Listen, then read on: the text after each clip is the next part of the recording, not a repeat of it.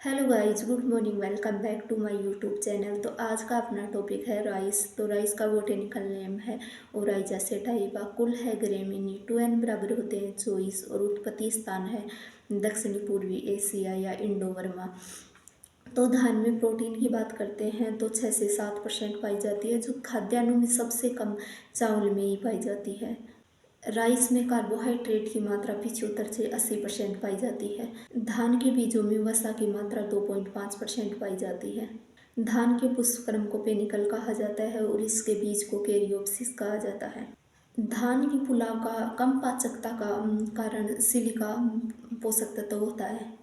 धान में जो सुगंध का कारण है वो है डाईएसिटाइल 1 प्रोपाइल। धान की फसल स्वपरागित फसल होती है और इसके लिए इष्टतम तापमान की आवश्यकता औसतन 21 से 31 डिग्री सेल्सियस की आवश्यकता होती है। धान की प्रोटीन को ओराइजेजिन कहा जाता है। अंतर्राष्ट्रीय चावल अनुसंधान लॉस बेनोस फिलीपींस में खोला गया था 1960 के अंदर, और केंद्रीय चावल अनुसंधान केंद्र 1946 में कटक उड़ीसा में खोला गया था, और भारत में चावल अनुसंधान केंद्र हैदराबाद में, जो 1965 में खोला गया था। विश्व में चावल उत्पादन में प्रथम स्थान चीन का है और सेकंड है भारत का। और अगर क्षेत्रफल की बात करते हैं तो भारत का प्रथम स्थान है।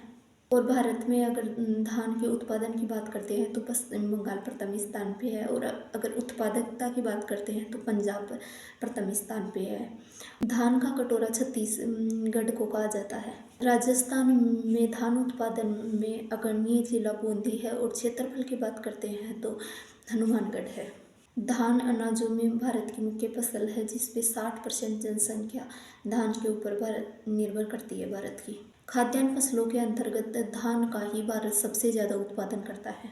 धान लघु दिवस एवं C3 प्लांट होता है। राजस्थान के लिए किस्मों की बात करते हैं तो कावेरी, चंबल, जया, रत्ना, पूसा 221, माही, सुगंधा और कुसुम।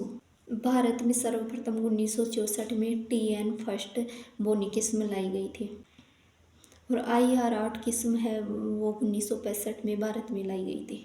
भारत में सबसे पहले उच्च उपज वाली अर्धबोनी किस्म जैया को डॉक्टर शास्त्री ने 1968 में विकसित किया था। धान की प्रथम उत्परिवर्तित किस्म जगन्नाथ और सतारी है।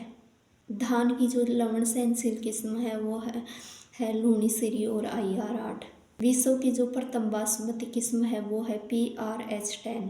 भारत में जो संकर धान की प्रथम किस्म है वो है CORH फर्स्ट। धान की 24 प्रजातियां हैं, लेकिन खेती के लिए 2 ही उपयुक्त है।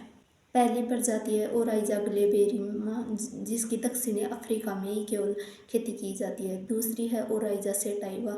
ये 3 प्रजातियां हैं, अस, अमन और बोरो।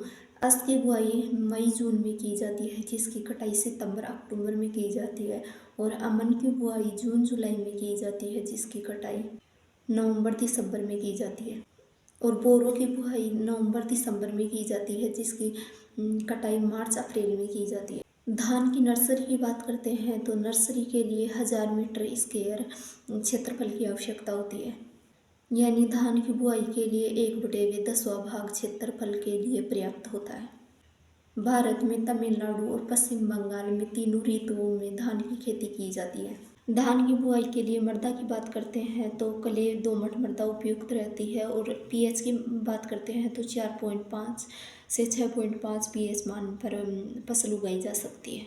धान के लिए नर्सरी की बात करते हैं तो पहली है गीली या सूखी क्यारी विधि, जिसमें 1 हेक्टेयर के लिए 1000 मीटर स्क्वायर नर्सरी तैयार करते हैं, और इसमें 40 से 50 किलो बीज दर रखते हैं, और यह नर्सरी 30 दिन में तैयार हो जाती है, जिसमें 3 से 4 पत्तियां आने पर इस नर्सरी से प्लांट को स्थानांतरित किया जाता है। दूसरी नर्सरी की विधि है डेपोंग विधि, जो मनीला फिलीपींस से विकसित की गई थी। इस विधि में मिट्टी की आवश्यकता नहीं होती है। इसमें जूट के बोरों पर नर्सरी तैयार की जाती है, जो 11 से 14 दिन में नर्सरी तैयार हो जाती है, और इस विधि में नर्सरी का एरिया 20 से 30 मीटर स्क्वायर पर हेक्टेयर रखा जाता है, और डेपोंग विधि में बीज दर 3 kg पर मीटर स्क्वायर रखी जाती है। तीसरी विधि है श्री या SRI विधि, जो मेडागास्कर में 1983 में हेनरी द्वारा विकसित की गई थी। श्री विधि में नर्सरी के लिए क्षेत्रफल 1 हेक्टेयर के लिए 100 मीटर स्क्वायर रखते हैं और इस विधि में 5 से 8 केजी पर हेक्टेयर बीज दर रखी जाती है और R/P की दूरी 25x25 रखी जाती है और इस विधि में पानी ना भर के केवल नर्सरी को गीला किया जाता है। धान की फसल की बुआई की बात करते हैं तो जून जुलाई में इसकी बुआई की जाती है। धान की फसल में उर्वरकों की बात करते हैं तो नाइट्रोजन की मात्रा 80 से 20 किलो पर हेक्टेयर और फास्फोरस की मात्रा 80 केजी पर हेक्टेयर और पोटास की मात्रा 60 केजी पर हेक्टेयर ली जाती है। नाइट्रोजन की आधी मात्रा, फास्फोरस और पोटास की पूरी मात्रा फसल बुआई के समय ही खेत में मिला दी जाती है। नाइट्रोजन की जो आधी मात्रा बच जाती है उसको भी 2 भागों में बांट लिया जाता है, जिसमें आधी मात्रा को बुआई से 30 से 35 दिन बाद में दी जाती है तथा आधी मात्रा को 40 से 50 दिन बाद में दिया जाता है। धान के लिए जो सबसे उपयुक्त उर्वरक है वो है अमोनियम सल्फेट। धान में जो उर्वरक है उनको उनके निक्षालन और उनके नुकसान को रोकने के लिए अनोक्सीकृत जोन में दिया जाता है। और अगर खड़ी फसल में जिंक की कमी हो जाती है तो 0.5% ZnSO4 का स्प्रे किया जाता है। धान की फसल के लिए जो उपयुक्त जैविक उर्वरक है वो है नील हरित सेवाल, जिसका प्रयोग खेत में बुआई के 7 से 10 दिन के बाद में किया जाता है। धान की फसल में हरी खाद के रूप में DHA का उपयोग किया जाता है। धान की फसल के लिए सिंचाई बहुत ही महत्वपूर्ण है क्योंकि इसके खेत में 5 से 7 सेंटीमीटर पानी हमेशा भरा रहना बहुत ही आवश्यक है। और धान की फसल की जो जल मांग होती है वो 900 से 2500 mm होती है। धान की जो महत्वपूर्ण क्रांतिक अवस्थाएं हैं वो पहली है कली निकलते समय और फूल आने से पूर्व और फूल आते समय बहुत ही आवश्यक होती है। धान की फसल में अंतराशस्य क्रिया की जाती है जिसे बुशनिंग कहा जाता है। खड़ी फसल में हल को चलाकर जो अतिरिक्त प्लांट होते हैं उनको निकालने की क्रिया। धान के जो प्रमुख खरपतवार है वो है जंगली धान और सामा।